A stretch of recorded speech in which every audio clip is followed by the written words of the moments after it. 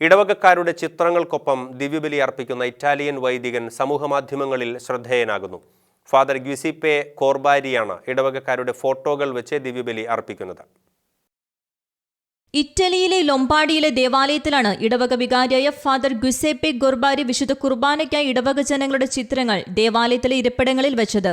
Corona രോഗം വ്യാപകമായതിനെ തുടർന്ന് പൊതു ദിവ്യബലികൾ നിരോധിച്ചതിനെ തുടർന്നായിരുന്നു വൈദികന്റെ ഈ നീക്കം.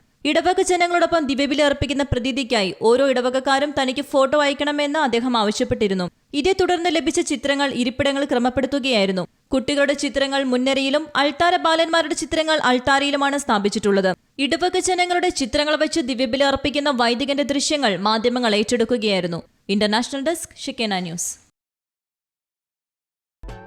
ഷെക്കേന ടെലിവിഷന്റെ വാർത്തകളും പ്രോഗ്രാമുകളും യൂട്യൂബിൽ കാണുന്നതിനായി ഈ ചാനൽ സബ്സ്ക്രൈബ് ചെയ്യുക. നിങ്ങളുടെ മൊബൈലിൽ തത്സമയം നോട്ടിഫിക്കേഷൻ ലഭിക്കുന്നതിന് ബെൽ ബട്ടണിൽ വിരലമർത്തുക.